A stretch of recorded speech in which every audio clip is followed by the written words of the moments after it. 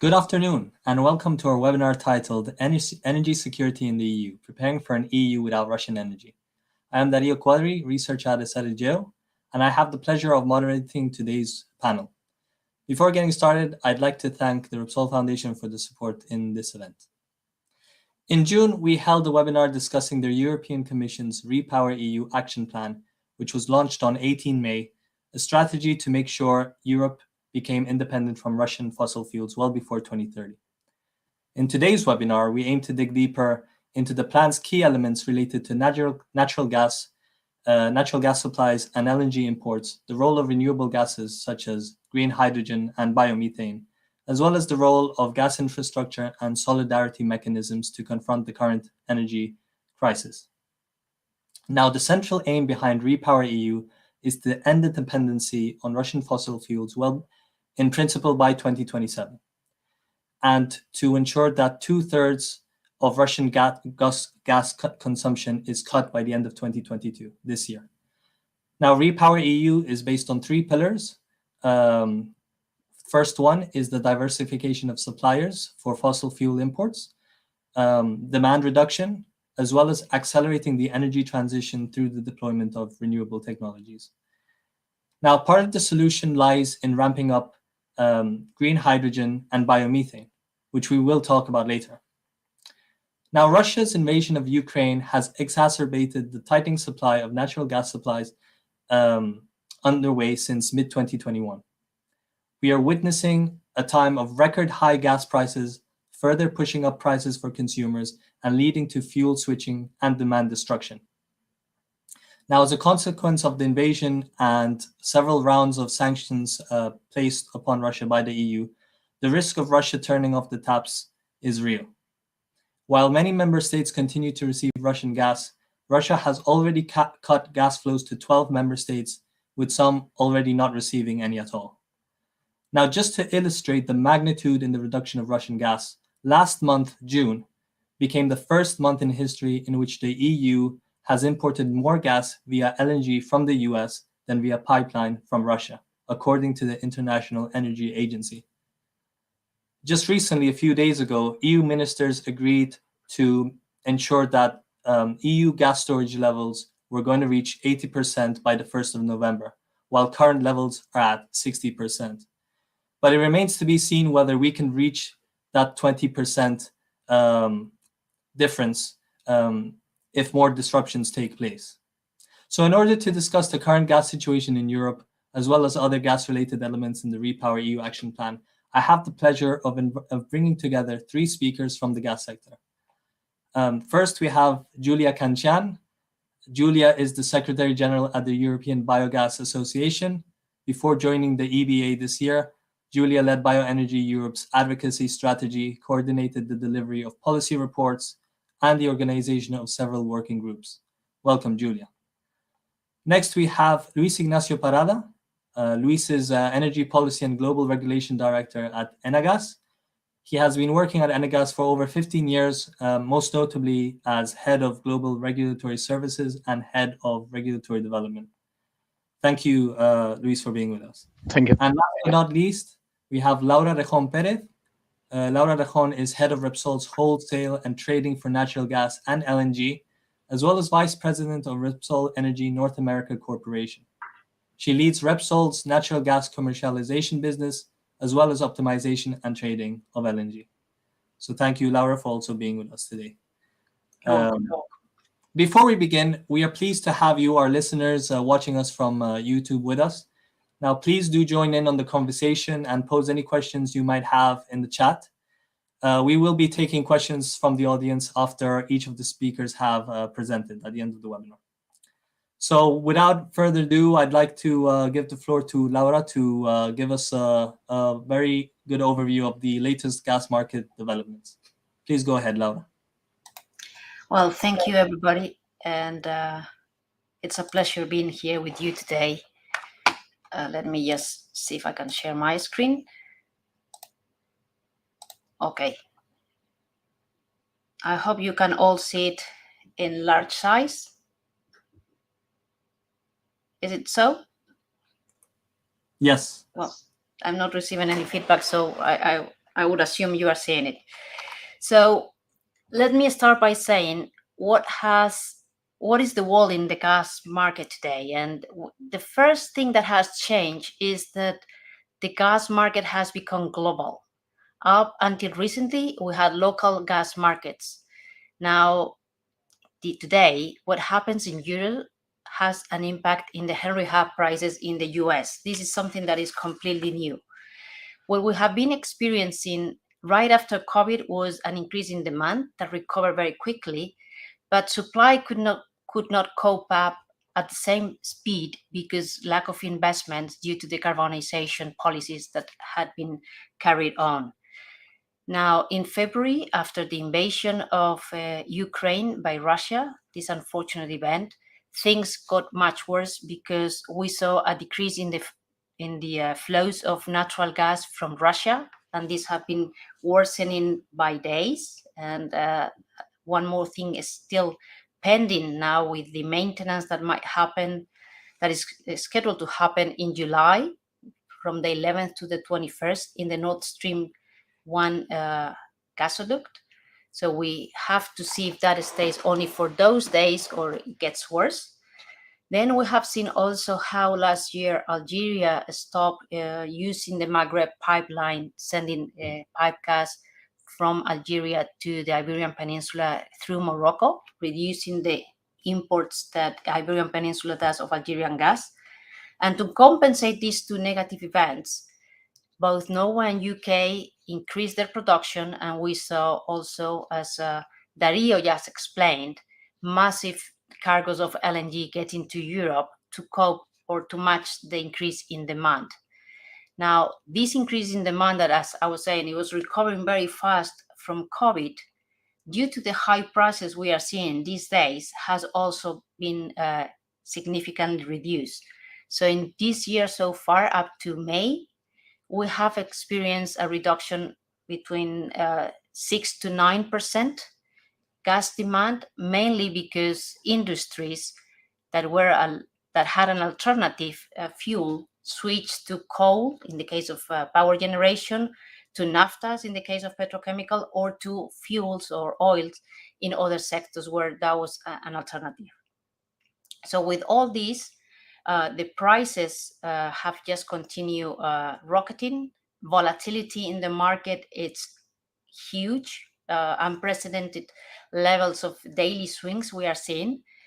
But what is most important, in order for Europe to attract the gas we require to cope with our needs, we had to attract the gas that was available in the market, which normally would be the LNG that was going to Asia. So what we've seen in the recent months is that the spread between the JKM, which is the Asia index for LNG, versus the TTF, which is the European index, has turned negative. So that has allowed Europe to attract all the LNG that normally would have been going to Asia. So under this scenario, what Europe has done, it was to present the REPowerEU project or paper, where the aim, as Dario just explained, is pretty much ending any fossil fuels dependency from Russia and increasing the diversification of supply. Now, the first impact that we had was that Nord Stream 2, that was supposed to start this year, adding 55 BCM of additional supply to Europe of natural gas, was cancelled and suspended. After that, Europe started very promptly to have conversations with natural gas producing countries in order to increase diversification, trying to see how much gas could be available to supply Europe in order to replace this Russian gas. And for that matter, they, in the REPowerEU, they presented the EU energy platform, which is pretty much a platform that has been created to aggregate demand for the European countries in order to gain some economies of scale and advantage in the negotiation of long-term SPAs. This is still on the works, so what I just described might not be what is the end product, But this is the aim is to secure gas, LNG, and hydrogen for Europe through this energy platform. In order to increase our supplies from different origins, it's mandatory to increase the inflow of gas, and the easiest way is through the LNG.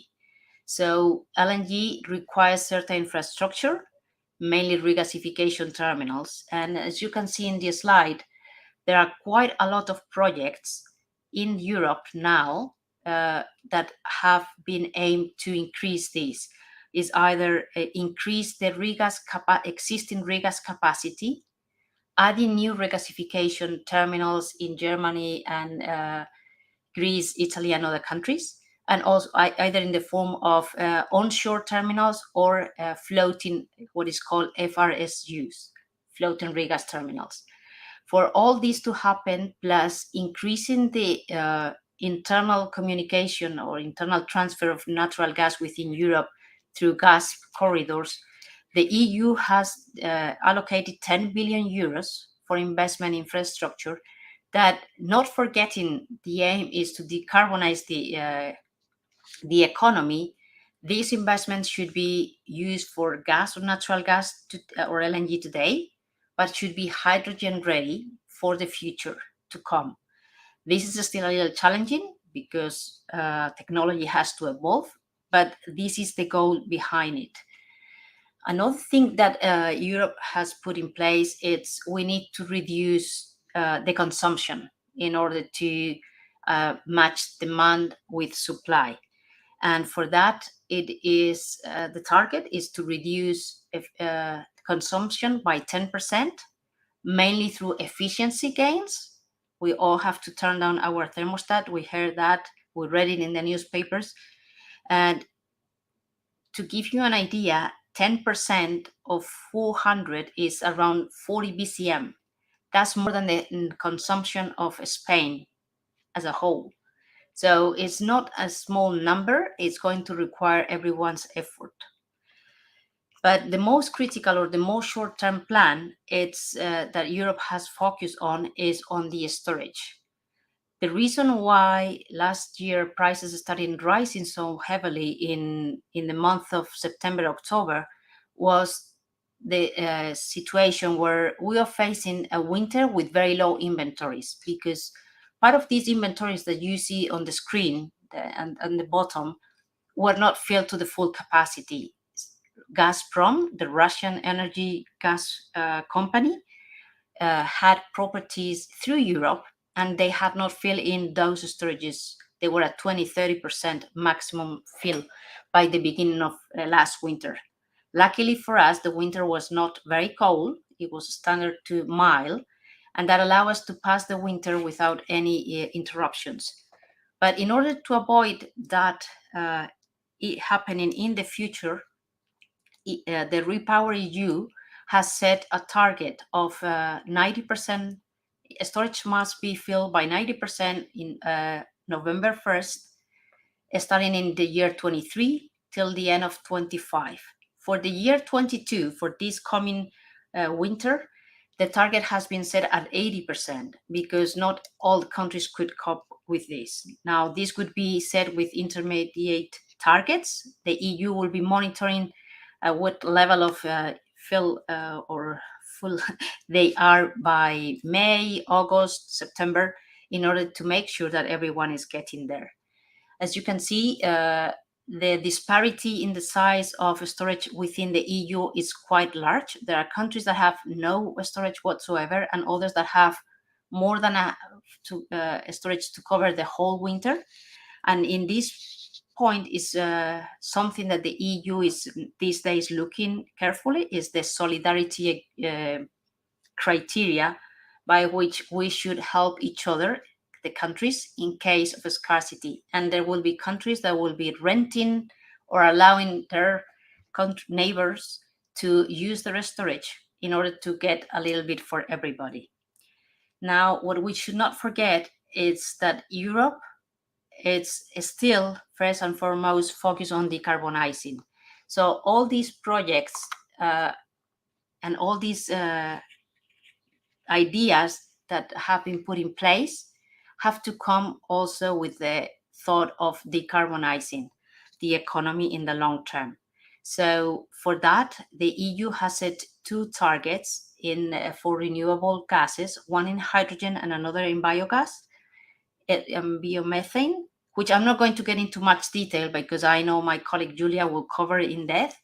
Just to say that the target has been risen from Fit for 55 to in the REPowerEU to produce 35 BCM of biomethane in 2030. And in terms of hydrogen, today we are producing, or the goal of the Fit for 55 was to produce hydrogen for 5.6 million tons.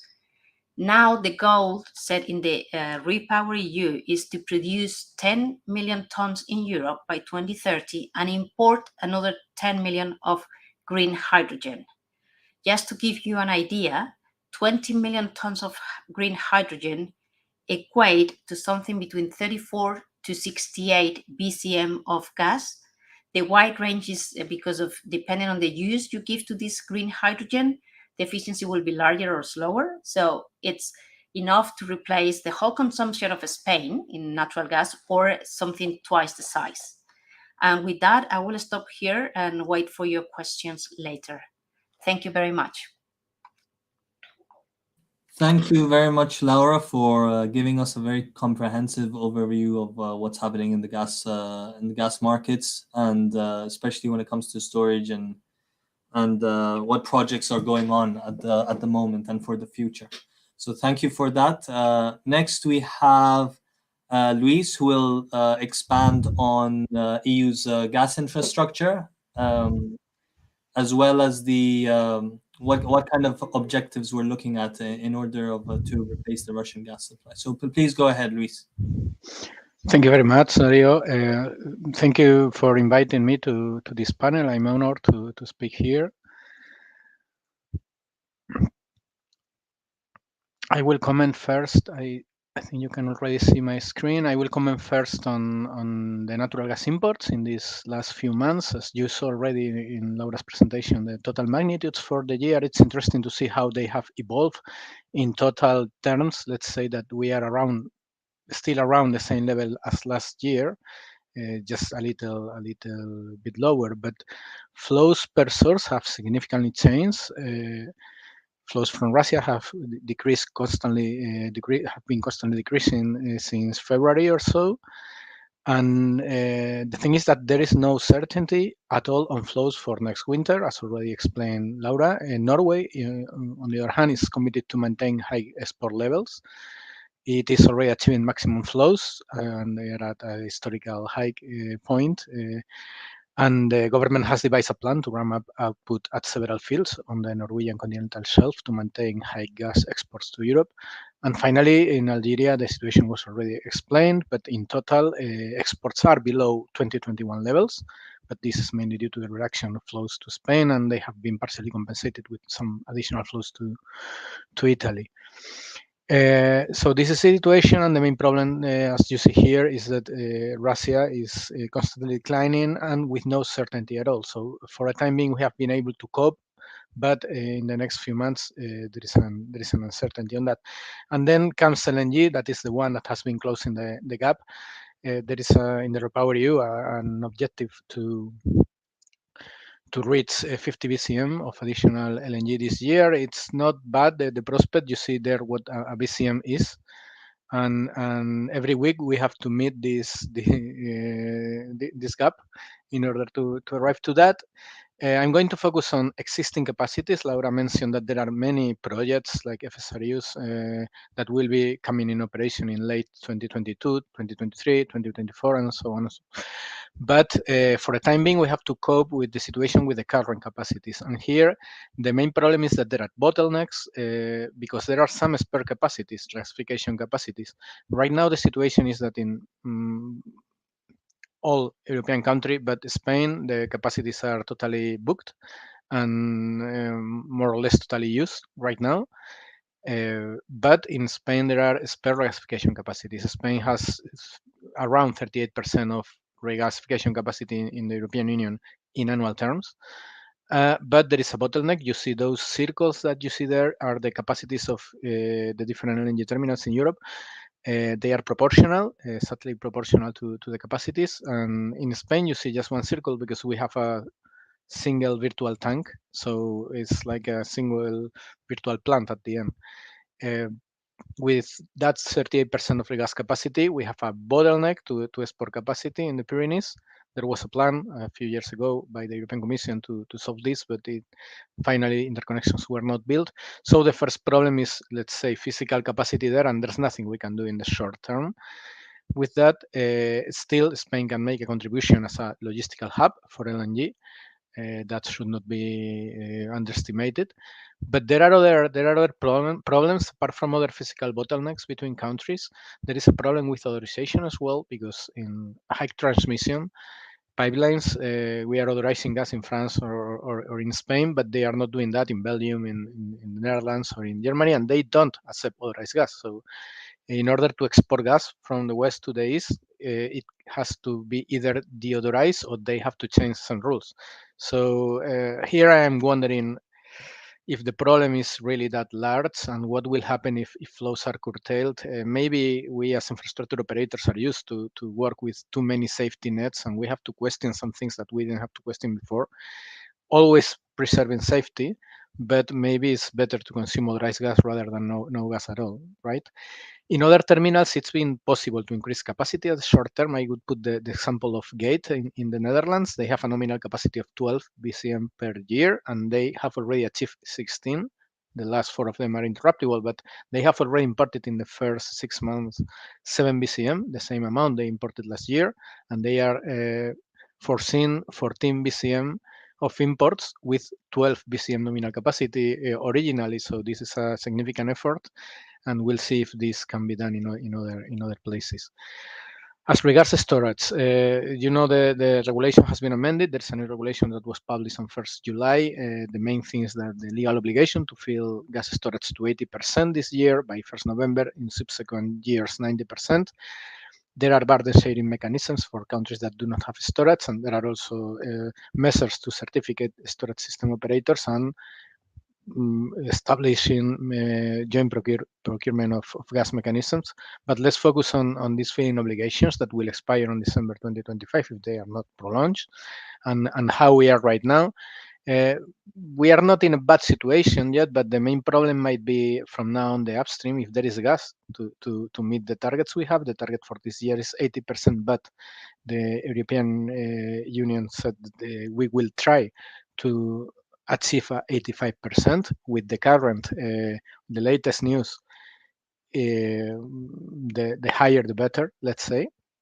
So the situation is quite different per country. You can see here how this is evolving and how it has evolved in the last 30 days. So you can guess whether in, let's say, the remaining 3-4 months we can be there. So some countries will face difficulties. For others, it won't be a problem. But the main problem might be that availability of gas, because right now we have this problem with the uncertainty on whether Russia is going to maintain Nord Stream 1 open. And I will comment finally on hydrogen. For hydrogen in the REPowerEU, there are some new targets that were already mentioned: 10 million tons of internal production and 10 million tons of imports, roughly by 2030. There are a number of measures in order to enable that. Delegated acts with definitions on production, on the definition and production of renewable hydrogen. Hydrogen quality standard is foreseen. The European Commission committed to assess all the important projects of common European interest by summer. They also articulated new funding measures. There will be a dedicated work stream in the EU energy platform, and there were some steps toward dedicated hydrogen infrastructure, which to me are the most interesting measures. You see there in the map, they provided that there are some hydrogen corridors, 3 corridors external to the EU from the North Sea, from Ukraine, that cannot be articulated now, and from North Africa. And this last one is quite promising in terms of potential, both given the potential of the Iberian Peninsula mainly to produce hydrogen, and export it, and also from North Africa in order to import it. But we have to enable this. We have to adjust some things in the regulation. I would suggest to add infrastructure targets to the let's say supply or consumption targets. One of the additional of the delegated acts that I mentioned on additionality should provide more flexibility and for longer. I'm talking about temporal correlation issue that might be a barrier to develop projects. I could also recommend that all hydrogen network operators are totally unbundled from an ownership point of view, because that will guarantee that they don't have any conflict. We have had conflicts with the independent transmission operator model. They are not fully acknowledged by our authorities, but we have seen that some TSOs have not been willing to invest because their, let's say, holding companies had interest, for example, in Nord Stream. So I could review that. That's been underestimated. And finally, I will also mention that that we have to facilitate planning these corridors, and we need a joint TYNDP for gas and hydrogen, and a joint association for gas and hydrogen TSOs. I will leave the rest for questions and answers. Thank you very much. Thank you, Luis. Thank you for giving us a great illustration of what the internal EU bottlenecks look like when it comes to gas, the storage situation, and what are possibilities for hydrogen, especially since we have very ambitious targets for hydrogen. Before moving on to Julia, I'd like to say that please write your comments in the chat box below. We'll be answering some of your questions if you're curious to know more about any of these gases and its relation to REPowerEU. So next we have Julia. Julia has a very important and challenging task to explain the role of biomethane here, and especially that biomethane has very ambitious targets in the REPower action plan. So Julia, go ahead and tell us more about what's the future like for biomethane. Thank you, Dario. I hope you see my screen okay. All right. Yes. Very well. So indeed, I will try to summarize in a little time what the REPowerEU means for the biomethane sector, and what the biomethane sector can mean for the energy mix in Europe in the next 8 years.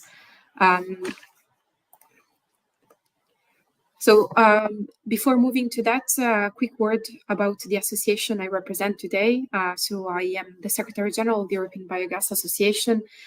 We represent 42 national biogas associations, and now around 200 companies located in 36 countries in Europe, and indirectly representing 7,000 stakeholders along all the value chain for biogas and biomethane. So the REPowerEU represents, it's a crisis, of course, response, and represents a positive historic shift for biomethane. Let's have a look at what reaching 35 billion cubic meters of biomethane by 2030 means. So first thing first, we need to multiply by 12 times the existing production. Today, we are producing around 3 BCM, so 3 billion cubic meters of biomethane, and we will need to really scale up production more than what was initially forecasted with the Fit for 55 package, not only to help with climate change mitigation, but also to have a European Union that can be a bit more sovereign in terms of energy use and consumption. We believe that this is a very challenging target, but is also timely and credible. So to scale up, we can do that by using only sustainable feedstock. We have looked at the potential of the feedstock that today are under mobilized, and we concluded that by counting on livestock manure, food waste, agricultural residues, and also a push towards sustainable models as sequential cropping and industrial wastewater, we could reach this very ambitious target. This would mean basically substituting around 20% of current gas demand that is supplied by Russian gas, and also a very high number, so 8% of today's natural gas demand in the EU. But let's look at what is the situation for our sector at the moment. So the biomethane growth rate in 2020 was 25%. As you see here from the graph, actually most of the growth in the biogas sector happened in the biomethane market, at least in the last years. We will know that we will experience an even steeper increase in 2021. But in order to reach the 35 billion cubic meter target, we will need a flat growth of 28% each year until 2030. And here is where the biomethane action plan becomes really important, and also the REPowerEU, because the right policy drivers will be needed in the next 8 years to make sure that we're unlocking the volumes that we need.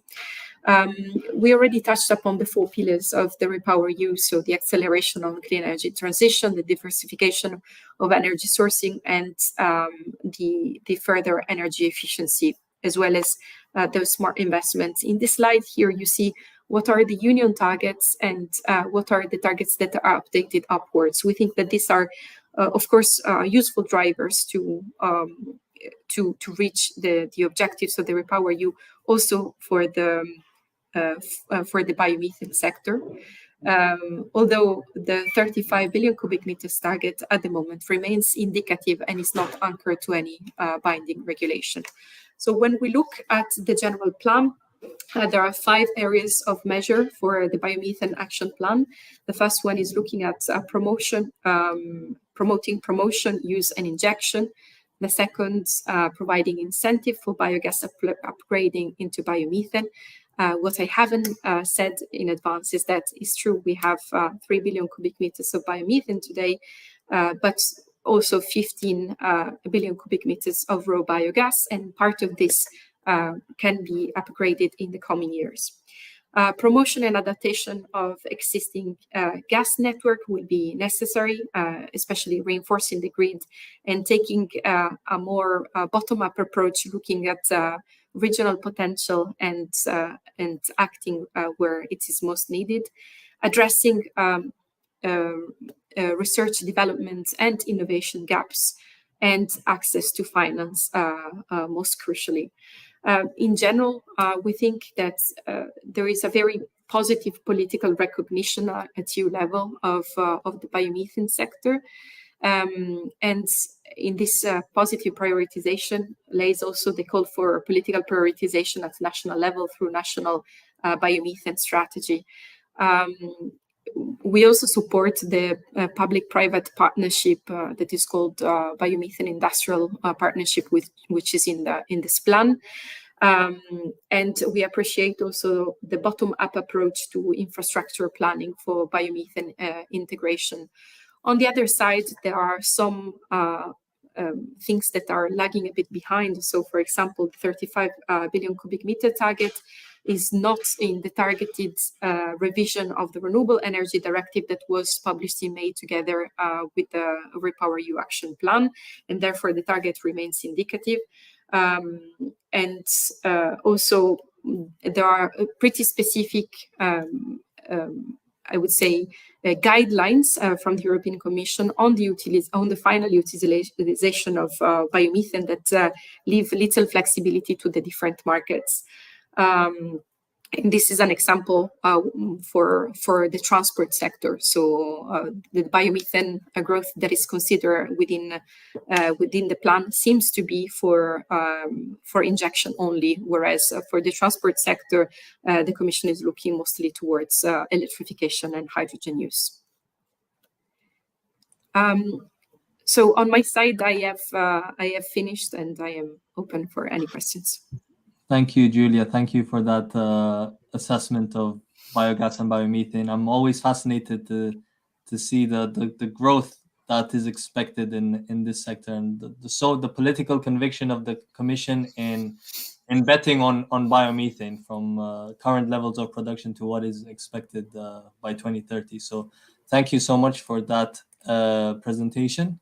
Now I'd like to ask a couple follow-up questions to each of our presenters.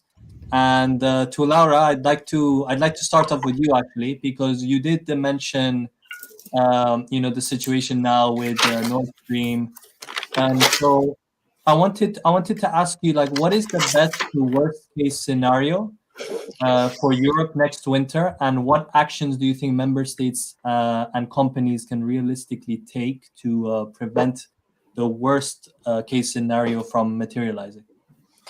Okay.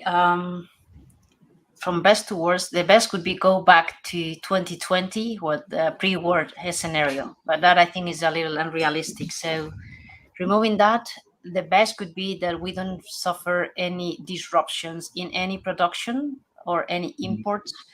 It's the high hurricane season now in the Atlantic, and hurricanes can damage liquefaction facilities located in the Gulf. Any of that could put a lot of pressure. We just saw potential risk from a strike of oil and gas workers in Norway. Finally, was agreed with the government that that would stop. But any disruption that we could face, it's becoming a worse. And the worst of all of today, I would say that Nord Stream 1 does not come back after its maintenance, or it has a more extended maintenance than the 10 days that was initially planned for. After that, we should ask for a mild winter. First, a mild summer, both in Asia and in Europe. The part of Asia apparently is not happening these days. We've seen the JKM increasing dramatically because of the heat wave, still below the TTF, but a big jump. And once that is done, we'll have to speed up in the construction of and connection of all the FRSUs that are planned in Europe, so more LNG can get to different accesses. Once that is on the side, as people and companies, what we can do is really have in mind that we don't have gas enough to face all our needs. So everyone at its own level has to make sure that either we don't use the air condition as much as we did in the past, so less power will be generated through combined cycles using gas. And when winter comes, we will have to use a thicker sweater to be at home or in the office. And then companies will, of course, be switching as natural economies would be forced because of the high prices. So that would be, I would say, my recipe, but the best would be that the invasion finished, obviously.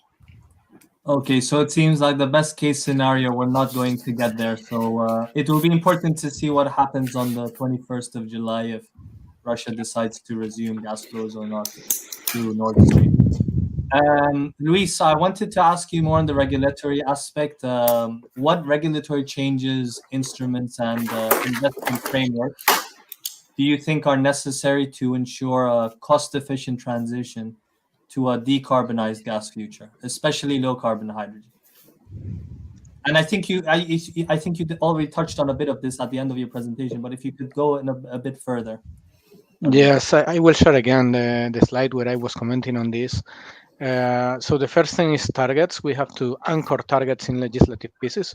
We have seen that the 10 plus 10 million tons target has been added, 10 of EU production and 10 of imports. But those targets should be, for example, in the revision of the Renewable Energy Directive, and adding an infrastructure target would be relevant for that. And I'm referring here to hydrogen corridors.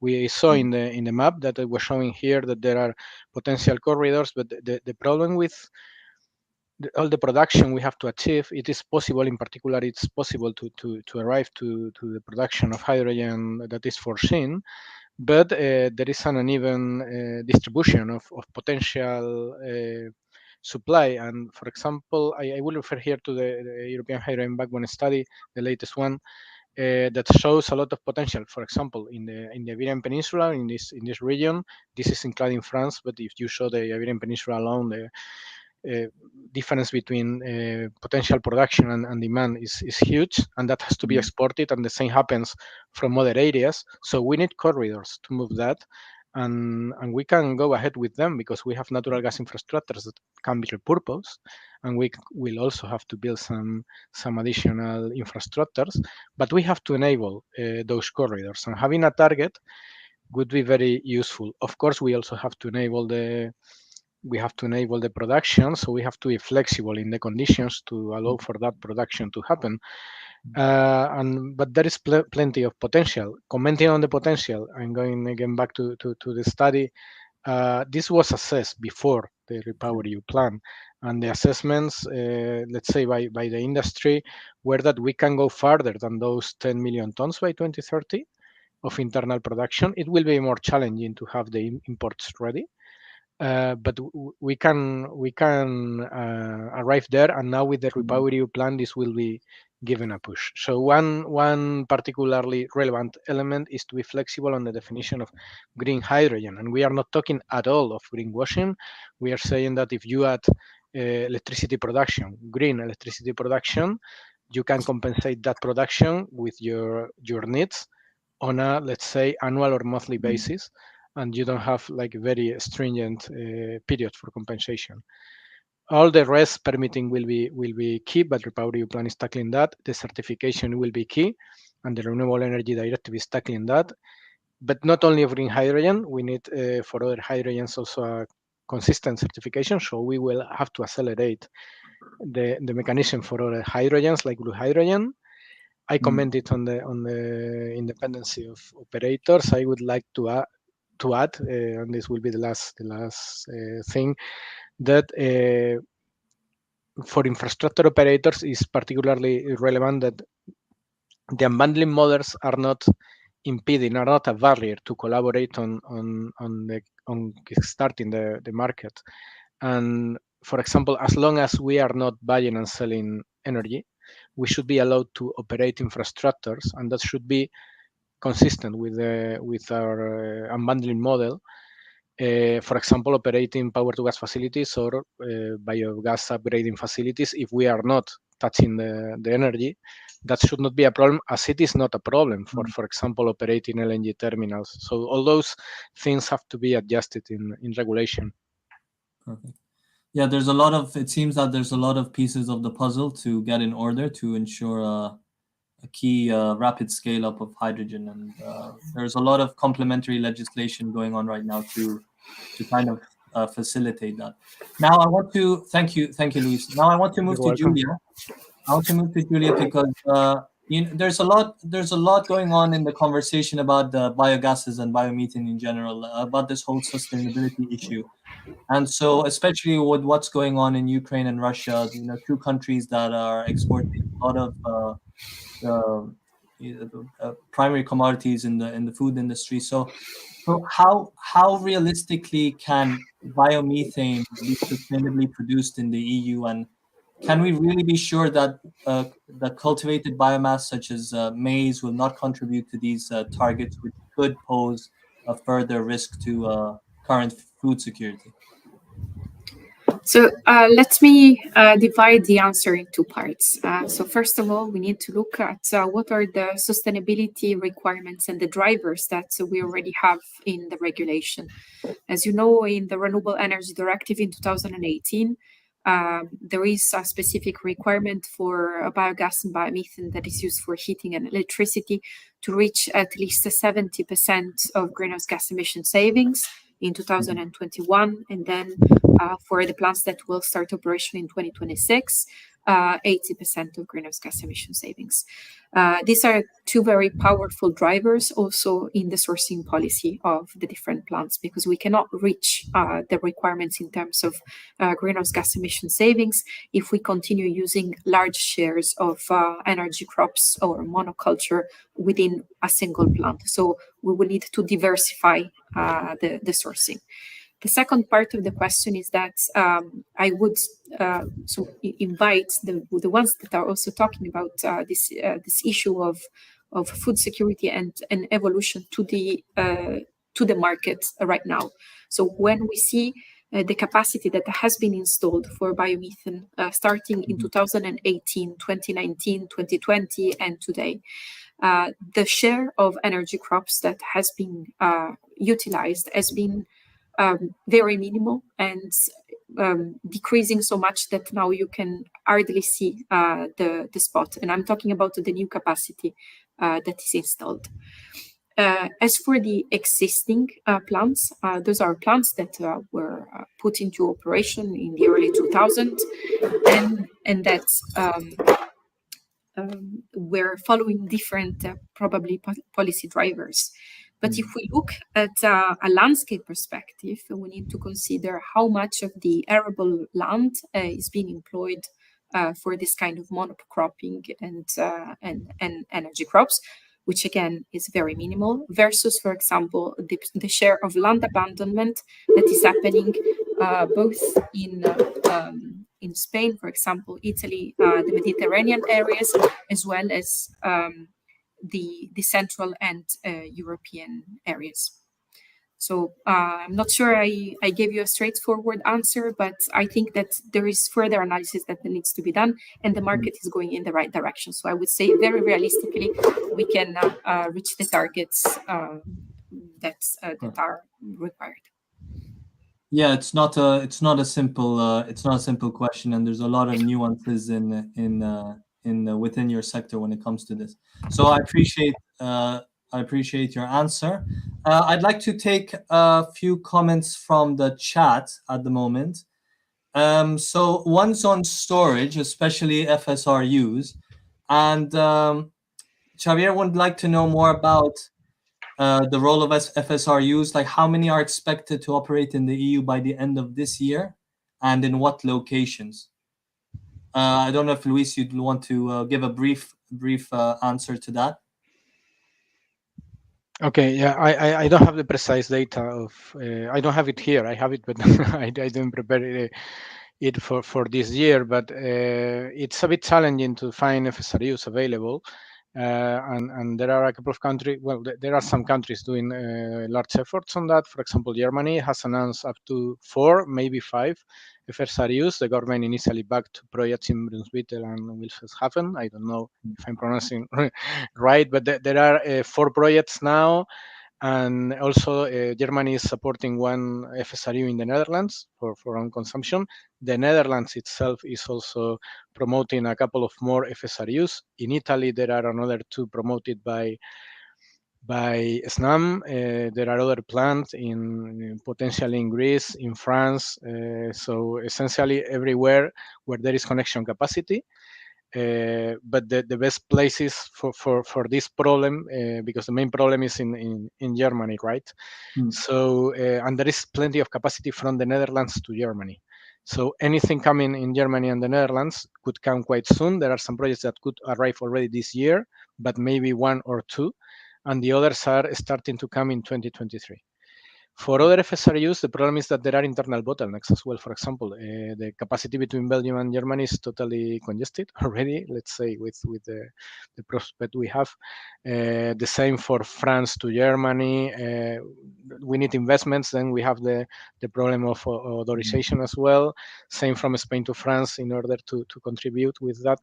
So FSRUs will start coming. In a couple of years, we will see a lot, but it will take time. But we should not forget that this is not only about regasification capacity. We have a bottleneck in liquefaction capacity, and it will take time to articulate new investments. The market was already tight, and now it's tired. So the capacity that we are adding at short term is essentially competing for supplies.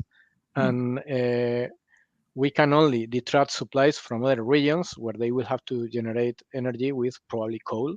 We have to be aware of that, but we have to be aware that there is no gas for LNG for everybody in order to maintain the same levels in the last couple of years. Of course, there were investments ongoing, but not to cope with this. And now we have to provide a clear investment signal if we want that liquefaction capacity to come into operation, because you don't build a liquefaction plant for 5 or 10 years. You do that for at least 20 years. So normally promoters are asking for 20-year contracts. And in the European Union, the signal we are giving, let's say, is that we need gas for 10 years, not for 20 or 25 years. So we will need to think about that and think if how can we integrate really gas as a transitional fuel for the whole energy transition period that we need it. Because if we keep sending the signal that we need this just for 10 years, then we will have a tight market for longer. Perfect, Luis. Thank you for that. I'm going to move on to a question that's going to interest a lot of consumers and citizens.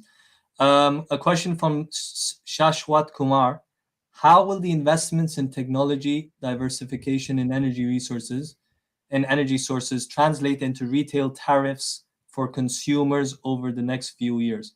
So I don't know if Laura, you'd like to explain that. What does this mean for consumers? What are we expected to experience in terms of retail tariffs?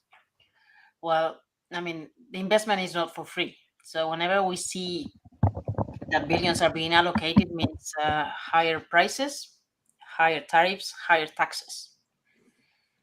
Now, how much of that is going to be allocated, I do not know. The effort we are going to do in renewable technology, sorry, it's going to be expensive and it will be higher tariffs. I cannot speak up, sorry. Don't worry, Laura. Don't worry. That's fine. That's fine. So let's leave that question for now. I want to go into something more general that's going to affect all of the gas sectors. So it's a question from Ines, and she's asking, how do you think the addition of gas to the green taxonomy is going to affect all the investments needed for regasification infrastructures and other investments needed to meet the targets? So there's a lot going on the taxonomy. I think they voted on it yesterday, or if I'm not mistaken. So how is that going to affect this essentially? And I know it affects all of your sectors. So I don't know if Julia, you'd like to start off with that. Well, for biogas, the situation is also a little bit different because we are already among the sectors that are qualifying as a sustainable in the regular climate change mitigation and adaptation delegated act, provided that there is compliance with higher sustainability requirements, which are corresponding only partially to the ones of the Renewable Energy Directive and going a little bit further. In this sense, we think that the taxonomy is a very good tool to standardize the investments in sustainable activities. At the time, what was a bit the worry of our sector was the lack of I would say harmonization with the already existing sustainability criteria in RED II. But overall, the recognition of the sector within the taxonomy is a positive one. Looking also at reducing the greenhouse gas emission intensity of gas, of course, represents an opportunity for the inclusion of biomethane. But this is a very generic point of view. Okay, thank you, Julia, for that. I don't know if Luis or Laura, you want to chip in for that question? If you'd like to add anything. Okay. If not, I'd like to go back to Luis. Actually, I have a question that is very related to both Luis and Julia. So I'd like to know more about the synergies between hydrogen and biomethane when it comes to infrastructure. I heard that hydrogen will need some sort of blending to be adapted to current gas infrastructure. And I don't know if that's the same case with biomethane. So I don't know if you would like to share what are the synergies between hydrogen and biomethane with the current infrastructure that we have in Europe? How is it balancing out? How is it working together? And what is necessary for incorporating these two gases? Luis, would you like to start first? Oh, yes. Please. Thank you. So I can start with just a couple of quick considerations. So when we are talking about biomethane, we're talking about essentially a perfect substitute of fossil gas. So we don't need much adaptation. What we would need would be grid reinforcement at the local level, because we are considering a generation of biomethane that is decentralized compared to others, and therefore this is the main need that we would need for the grid in the future. Yeah. Luis, would you like to comment on that? Yeah, no, very briefly on biomethane and then more on hydrogen. Biomethane, we need to, the new context is many of the biomethane will be injected in distribution networks, but will be exceeding the capacity of those networks. So investments needed in reverse flows, reverse capacity from distribution and transmission. That's a new thing. We will have to change some things to handle that. We are not used to. And also in gas quality, it will affect the oxygen content. So we have to work on that, but we can work on that. For hydrogen, there are two words, let's say the word of blending and the word of pure hydrogen. So pure hydrogen will be the future, let's say, and blending it's relevant in the transition. For pure hydrogen, we can reuse the existing transmission infrastructures, in particular, also storages. We will need a lot of storage for hydrogen. And it's doable. There are studies already, technical studies that show, there is one called Restream done by the industry, oil and gas industry, that shows that most infrastructures can be reused. And then we have only to invest a portion of what would be the total cost to build those infrastructures. Of course, investments are needed, but we can save a lot. And then for blending, which is relevant from some, in particular for peripheral countries in order to kickstart the market, there we are talking about injecting hydrogen in natural gas grids. Up to a point, not much needs to be done, probably up to 2%, there is not much problem. Then we need to start investing. We have to take care that those investments are valid. We call this retrofitting in order to allow for hydrogen blends. And we talk about repurposing when we switch to pure hydrogen. We have to take care that investments in retrofitting are valid for repurposing later on, so we are not wasting money for nothing. We will start investing in retrofitting first to achieve maybe 5-10%, whatever. The networks can accommodate those volumes more easily probably than some final consumers. That will be the bottleneck. And then we have to switch to pure hydrogen, but that's also doable. So we are working on that. The industry is making a lot of studies, pilot projects and things like that in order to first see what blending levels we can achieve, and then what can we do in terms of pure hydrogen. For pure hydrogen, I was mentioning before the hydrogen corridors. In order to have them available by 2030, the main ones, let's say, for example, the most obvious one to me, the one going from the Iberian Peninsula to Northwest Europe, we need to start now planning first and then investing in a couple of years or 3 if we want to have those infrastructures by 2030, at the same time that we will have the production and we can start first substituting current gray hydrogen demand and then supplying other needs. Thank you, Luis. Let me stop you there. I want to bring back Laura. Laura, there's a question for you, and it says, do you think that the recent consideration of gas as green energy, going back to will this facilitate the import of LNG to Europe? Are the countries of Africa considered reliable suppliers, and if so, which ones? It's the last question. Yeah. Well, I think it will certainly help to consider gas as green energy, although I believe today was voted against that in the delegated act. But if it were to be considered, that will facilitate for private entities that have to sign long-term contracts. As Luis said before, a liquefaction project requires 20 years to get back or to cover that investment. So when you see all these messages that by 2030 we want to switch, it doesn't make it doesn't facilitate investments in liquefaction projects when you don't have the certainty of getting the return. So if you consider it a green energy and you give sufficient time to do this switch from where we are today to where we want to be, LNG to Europe could happen.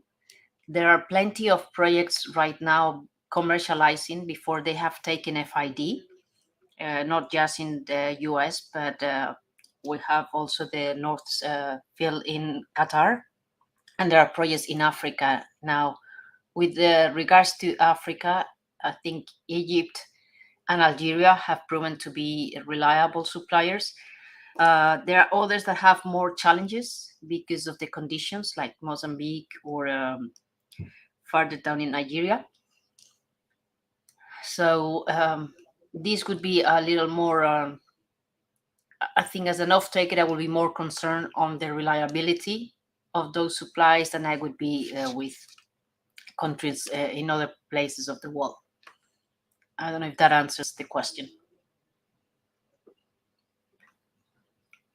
Dario, I cannot hear you. You are on mute. Sorry. Yes, thank you. No, it did. Thanks a lot. I actually want to fit in another question, which is on the demand side of things and energy efficiency. So, and everyone's welcome to answer this, even though it's more specifically for Laura. So, in addition to supply diversification, demand is also an important part of the response. And we've seen Germany is panicking because they're considering energy rationing. And many specialists are saying that more needs to be done regarding energy savings among consumers. So if you could tell us a bit more of what effect will these type of measures, energy rationing or any type of other market intervention, what effect will it have on the market? Okay, there are 3 levels of alert in the countries for the gas consumption. And after you reach the highest, level 3, then you start, that is because there is a very high probability of having a lack of supply to cope with demand. Germany right now is in a stage 2. And if they reach, which is alert, if they get to the number 3, then the authorities in Germany would have the ability to start cutting off certain certain end users of gas to guarantee the supply to people and those industries that are considered critical. So each country has within its plan what are these critical industries or services that require natural gas that must not be cut in order to continue at least with certain standards of living for the population functioning as a country. So I hope we don't reach to that level, because I believe Germans will, they've been starting to prepare for that. And as we all know, they are putting back certain plants using coal for generating power. Nuclear is a little bit late. They're not going to go back to that. And they have some biogas production that I'm sure they will speed up as many projects as they can in this period. And then efficiency, and asking people to really consider natural gas as a scarce good, and therefore lower your thermostat in the winter and put it higher in the summer. That's the best. And if things get to worse, there would be the solidarity, where Germany might be asking neighboring countries to assist with certain supply. But I think that is a stage I would hope we don't see. Not even level 3 in Germany. That is one of the worst, close to worst case scenarios. So thank you for that response. I don't know if anyone else wants to talk about the lowering demand side of things in Europe, and the role of how perhaps biogas is going to take place in the short run, or storage. So if anyone wants to add some last comments on the subject. Yeah, okay. I just to remind that von der Leyen today in the European Parliament has reminded that the European Commission will present a proposal for an emergency plan in mid-July. I don't know if that will be a recommendation or finally a regulatory proposal to be approved in the short term, but we are all looking forward to that, to see what measures are presented at the European level. And she also noted that they will be based on the emergency plans that are being updated by different member states these days. Of course, they are not dealing with, let's say, well, in the short term, with educating customers or things like that. They are more dealing with how to curtail flows if there is not enough supplies, and what solidarity measures to articulate. But it will be a very important milestone this month, the proposal and the potential approval later on of that regulatory proposal, and it could come in the very short term, really. Perfect. Let's see if EU solidarity lasts through the winter. Important to see. Julia, if you don't have anything to add to that, I'd like to bring in a very quick question which would need a very brief answer. Can a company reduce the need to buy emissions allowances by using biogas? Yes, only if it's sustainable. So it needs to comply with the sustainability criteria of the Renewable Energy Directive. Perfect. Thank you for that. So I see we've gone a bit ahead of time, so I'm going to have to end our webinar here today. I'd like to thank Laura, Luis, and Julia for their wonderful presentations and their discussion round, and also thanks to our sponsor, and especially to our audience for the many questions that we received. Unfortunately, I haven't had the time to answer all of them. But I hope you reconnect with us for future webinars on the energy transition. So thank you, and thank you all, and we will be back. Back soon, and more in the springtime. Thank you very much. You're welcome. Bye. Goodbye. Thank you. Bye-bye.